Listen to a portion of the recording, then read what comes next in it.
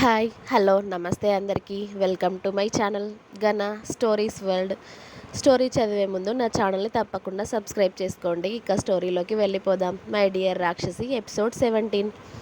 కోపంగా వెళ్ళి ముడుక్కుని పడుకున్న అవంతికని చూసి ఆర్యన్ మెల్లిగా అవంతిక కాళ్ళ దగ్గర కూర్చొని ఆమె కాళ్ళు అతడి ఒడిలో పెట్టుకొని నొక్కుతూ బంగారం అని స్వీట్గా పిలిచాడు.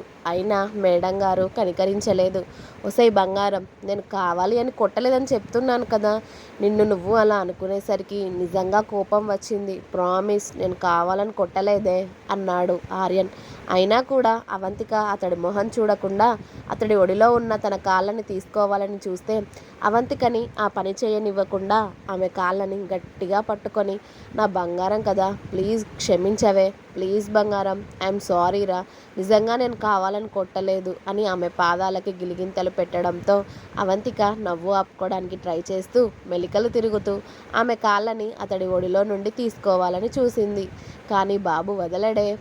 నవ్వును దాచేసి సీరియస్గా ఆర్యన్ వైపు చూడడంతో ఆ చూపుకే మనోడు కాస్త భయపడి, ఎందుకే అలా భద్రకాళిలా చూస్తావు, ఇప్పుడు నేనేమన్నాను అని.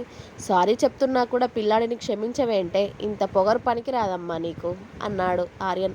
అతడి మాటకి మూతి తిప్పుకొని మళ్ళీ అవంతిక పడుకోవడంతో, అరే ఏం చేస్తే కనికరిస్తావే నన్ను, సారీ చెప్తున్నాను కదా అమ్మా, నా బంగారు తల్లి కదా, నా బుజ్జి కదూ అని అలపై ముద్దు పెడుతూ, ప్లీజ్ క్షమించవే, ఇంకొకసారి నీ మీద చేయి చేసుకోను అన్నాడు.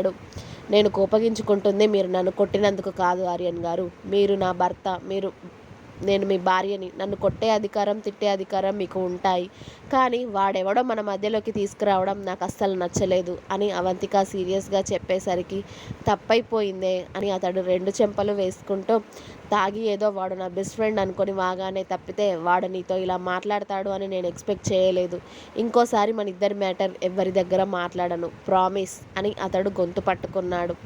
అతడి మాటకి అవంతిక వేరే వైపు తిరిగి పడుకోవడంతో, పొట్టిది ఇంతుంది కానీ ఎంత బెట్టు చేస్తుంది అనుకుని ఆర్యన్నే తగ్గి అవంతిక సైడ్ వెళ్ళి పడుకొని ఆమె నడుము మీద చెయ్యి వేసి, ఏంటే బ్రతిమలాడుతుంటే ఎక్కువ చేస్తున్నావు అన్నాడు.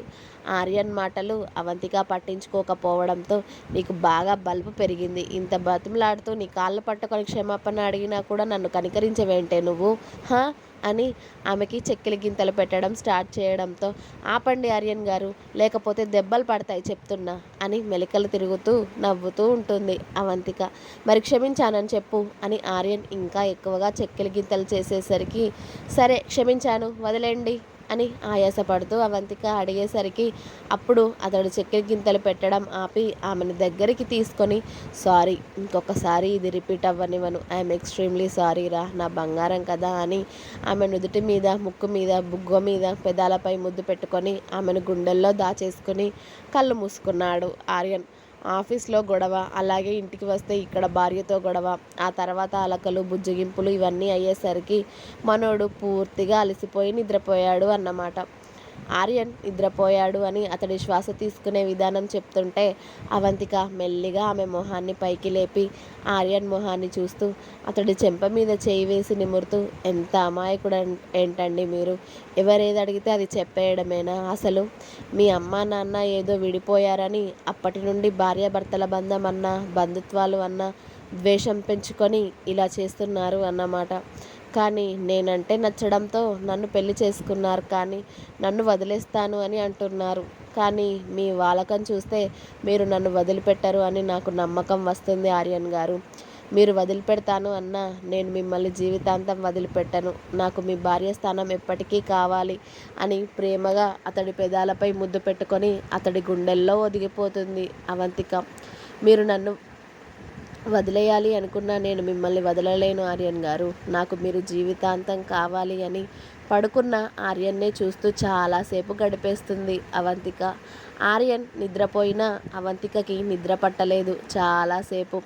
ఆర్యన్ జుట్టుతో ఆడుకొని ఈవినింగ్ అయ్యేసరికి ఫ్రెష్ అయ్యి కిందికి వెళ్ళింది. రాఘవేంద్ర గారు గార్డెన్లో కూర్చుంటే అవంతిక సాయంత్రం పూట ఇంట్లో దీపం వెలిగించి ఆయన కోసం జ్యూస్ తీసుకువెళ్ళి ఇచ్చి అవంతిక కూడా రాఘవేంద్ర గారి ముందు కూర్చుంది. ఆయన జ్యూస్ తాగుతూ అవంతిక మొహాన్ని చూసి, ఏమైంది తల్లి, ఇవాళ ఏదో డల్గా కనిపిస్తున్నావు అని అడిగారు. అయ్యో అదేం లేదు తాతయ్య, ఇవాళ లేటుగా లేచాను, కాస్త నీరసంగా ఉంది అంతే అని చెప్పింది అవంతిక చిన్నగా నవ్వి. వాడేంటి ఇవాళ మధ్యాహ్నమే వచ్చేశాడు ఆఫీస్ నుండి? ఒంట్లో బాగానే ఉంది అంటనా? బాగానే ఉన్నారు తాతయ్య. రాగానే ఫ్రెష్ అయి పడుకున్నారు. వర్క్ వల్ల అలసిపోయి ఉంటారు. అందుకే త్వరగా వచ్చారు అని చెప్పింది అవంతిక. ఇక తాత మనవరాళ్ళు కాసేపు మాట్లాడుకున్నాక అవంతిక డిన్నర్ ప్రిపేర్ చేద్దామని కిచెన్లోకి వెళ్ళింది. మెయిడ్స్ వద్దు అని చెప్తున్నా కూడా పర్లేదు, ఖాళీగా ఉండి ఏం చేయాలి, మిమ్మల్ని మీ సార్ ఏమనకుండా నేను చూసుకుంటాను అని కుక్కర్లో రైస్ పెట్టేసి కర్రీస్ ప్రిపేర్ చేస్తూ ఉంటే అప్పుడే ఆర్యన్ బాబు కిచెన్లోకి వచ్చాడు. ఆర్యన్ని అక్కడ చూసి మెయిడ్స్ అందరూ సైలెంట్గా తప్పుకున్నారు. అవంతిక పాప మాత్రం చాలా కాన్సన్ట్రేషన్తో కర్రీ వండుతూ ఉంటే అప్పుడే తనని వెనుక నుండి బలంగా చుట్టుకున్నాడు ఆర్యన్. అతడు అలా కౌగిలించుకోగానే ఒక్క నిమిషం భయపడింది అవంతిక. కానీ ఇలా అంత ధైర్యంగా ఆమెను కౌగిలించుకునే ధైర్యం ఆర్యన్కి ఒక్కడికే ఉంది అని తెలుసు కాబట్టి సైలెంట్గా తన కర్రీ వండుకుంటూ ఉంది. ఓయ్ రాక్షసి అని స్వీట్గా పిలిచాడు మనోడు. ఆహా, పాప నుండి నో రెస్పాన్స్. నిజంగా రాక్షసివేనే నువ్వు, నన్ను ఇంతలా సాధిస్తావు అంటూ ఆమె మెడ మీద కసుక్కున కొరికాడు. అబ్బా అంటూ మెడ మీద చేయి పెట్టుకొని ఆర్యన్ వైపు ఒక్క సీరియస్ లుక్ విసిరింది అవంతిక. నువ్వు అలా చూడగానే నేను భయపడిపోను కానీ ఏం చేస్తున్నావే అన్నాడు ఆమె భుజం మీద అతడి గడ్డం ఆనించి ముందుకు వంగి కర్రీ వైపు చూస్తూ. కనబడడం లేదా అని మన పాప ఇన్నర్ ఫీలింగ్ కానీ బయటికి అనలేదు. నిన్నేనే రాక్షసి, ఏం చేస్తున్నావంటే చెప్పవు అంటూ మళ్ళీ వేరే సైడ్ కూడా కొరికి, అయినా నిన్నెవడు చేయమన్నాడా ఈ పనులు, మెయిడ్స్ ఎందుకున్నారు అని అవంతికని అతడి వైపుకు తిప్పుకొని సీరియస్గా అడిగాడు. అవంతిక కూడా ఆర్యన్ని సీరియస్గా చూస్తూ అతడి చేతుల్లో నుండి తప్పించుకోవాలని చూసింది. కానీ ఆ బలమైన చేతులు ఆమెని వదలాలి కదా. ఆర్యన్ అస్సలు వదలకుండా సైడ్ స్మైల్ చేస్తూ నా నుండి తప్పించుకుందామనేనా అని ఒక ఐబ్రో రైస్ చేశాడు. నేనెప్పుడు మీ నుండి తప్పించుకోవాలి అనుకోవడం లేదు, మీరే నన్ను తప్పించాలని చూస్తున్నారు అని అంది అవంతిక ఏ భావం లేకుండా ఆర్యన్ని చూస్తూ. ఉఫ్, తిరిగి తిరిగి అక్కడికే రావే మొద్దు మొహందాన. అయినా ఇంతకు ముందు చాలా సైలెంట్గా ఉండేదానివే, ఇప్పుడు చూడు ఎలా అయిపోయావు గయ్యాలిదాన. రాక్షసివే నువ్వు, ఎంతలా బతిమలాడించుకుంటున్నావే నాతో దొంగ మొహందాన. దీనికి పనిష్మెంట్ నీకు నైట్ బెడ్ మీద ఉంటుంది. అప్పుడు నువ్వు అరిచి గీపెట్టినా వదలను నిన్ను అని ఆమె భుజాల దగ్గర బ్లౌజ్ కిందికి జరిపి అక్కడ గట్టిగా కొరికి ఆమెతో కేక పెట్టించాడు ఆర్యన్. ఇది కిచెన్ ఆర్యన్ గారు, ఏం చేస్తున్నారు మీరు, ఎవరైనా చూస్తే అని అంది అవంతిక భుజం దగ్గర చేయితో రుద్దుకుంటూ. నేను నా పెళ్ళాన్ని కొరుకుతున్నానే, వేరే వాడి పెళ్ళాన్ని కాదు, ఎవరైనా చూసినా ఏమైనా అనుకోవడానికి అని ఆమె భుజాన్ని ఏదో చెరుకుగా కొరికినట్టు కొరికి చప్పరిస్తూ ఉన్నాడు ఆర్యన్. ఆర్యన్ గారు, మీరు ఇలా వాంపైర్లా తయారయ్యారేంటండి అని అరిచింది అవంతిక. నువ్వు చేస్తున్న దానికి ఇది ఇంకా తక్కువేనే అన్నాడు ఆర్యన్ చక్కగా వంట చేస్తున్న అవంతికని డిస్టర్బ్ చేస్తూ. అబ్బా ఆర్యన్ గారు, పిచ్చి వేషాలు వేయకండి, ఇది కిచెన్ ప్లీజ్, ఎవరైనా వస్తారు, వెళ్ళండి మీరు బయటికి అంది అవంతిక. అయితే ఒక్క ముద్దివ్వవే వదిలేస్తాను అని ఆమె మెడ చుట్టూ చేతులు వేసి అతడి బరువంతా అవంతిక మీద వేసి ఒరిగాడు ఆర్యన్. చిన్నపిల్లాడు అనుకుంటున్నారా మీరు, ఇంత బరువు వేసి నన్ను ఏం చేద్దామనుకుంటున్నారు అని అతడి చేతులు వేయగానే కిందికి వంగిన అవంతిక, ప్లీజ్ ఆర్యన్ గారు లేవండి, ఇలానే కిందికి పోయేలా ఉన్నాను, ప్లీజ్ లేవండి అంది ఆర్యన్ని. నో వే, ఒక్క ముద్దివ్వు వదిలేస్తాను అన్నాడు ఆర్యన్ యాటిట్యూడ్గా. సిగ్గులేదు మీకు అసలు, మనం ఎక్కడ ఉన్నాం, మీరేమడుగుతున్నారు అంది అవంతిక. మనం ఎక్కడ ఉన్నా మొగుడు పెళ్ళాలమే, కాబట్టి మనకి ఎక్కడైనా రొమాన్స్ చేసుకునే ఫెసిలిటీ ఉందే అమ్మాయి అని అవంతిక బుగ్గ మీద గిల్లాడు ఆర్యన్. మొగుడు పెళ్ళాలైతే మన బెడ్రూమ్లో చూసుకోవాలి, ఇలాంటివి ఎక్కడ పడితే అక్కడ కాదు, ముందు మీరు ఇక్కడి నుండి వెళ్ళండి అని ఆర్యన్ని వెనక్కి నెట్టబోయింది. కానీ ఆ బండబాడి కదిలాలి కదా, ఇంచు కూడా ఆర్యన్ బాబు కదల్లేదు. ఆమె ఫీట్స్ని ఆర్యన్ నవ్వుకుంటూ చూస్తూ ఉంటే అవంతిక ఏడుపు మొహం పెట్టుకొని ఆర్యన్ వైపు చూసింది. హహా! నాకు కావాల్సింది నువ్వు ఇచ్చేదాకా నువ్వు నా హగ్‌లోనే ఉంటావే అమ్మాయి. కాబట్టి నాకు కావాల్సింది ఇచ్చేసి, ఆ తర్వాత నీకు కావాల్సింది చేసేసుకో అని ఆర్యన్ నవ్వేసరికి అవంతిక ఆ! ఆర్యన్ గారు అని అరిచి, మీకన్నా చిన్న పిల్లలు నయ్యం. మీ అంతలా మారం చెయ్యరు. నిజంగా మన పిల్లలకి మాత్రం మీలా ఈ మారం చేసే క్వాలిటీ రాకూడదు. అప్పుడు నేను మీతో వాళ్ళతో పడలేను అని అవంతిక తన ఫ్లోలో చెప్పుకుంటూ పోతుంది. మారిన ఆర్యన్ మొహం గమనించకుండా.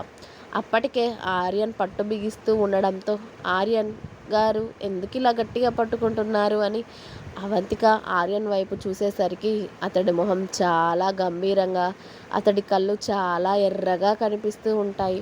అతడి ఫేస్లో సీరియస్నెస్ చూసి అవంతిక భయపడుతూ ఆర్యన్ గారు అని మెల్లిగా పిలిచింది.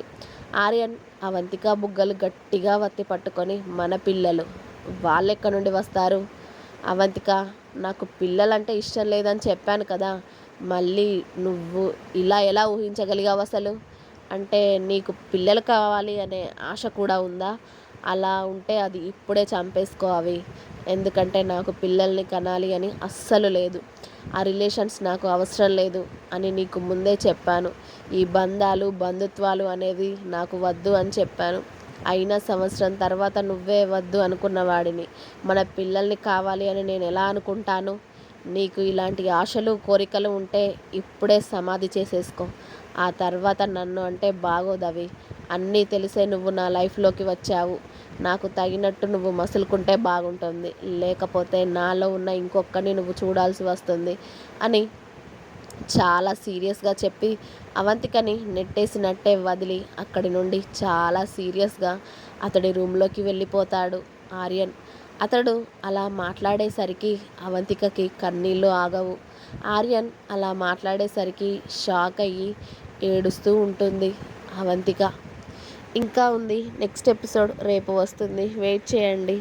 అలాగే నా స్టోరీ మీకు కనుక నచ్చినట్టయితే ప్లీజ్ లైక్ చేయండి, షేర్ చేయండి, కామెంట్ చేయండి, సబ్స్క్రైబ్ చేయండి. సబ్స్క్రైబ్ చేసుకోవడం అస్సలు మర్చిపోవద్దు. Please subscribe my channel Gaana stories world. Thank you. Bye bye.